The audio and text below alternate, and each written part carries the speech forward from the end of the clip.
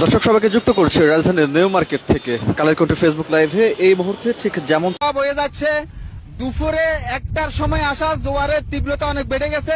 জোয়ার আসার ফটফট থেকে দমকা হওয়ার কারণে জোয়ারের তীব্রতা অনেক বেড়েছে। প্রচন্ড ঢেউ উপচে পড়ছে,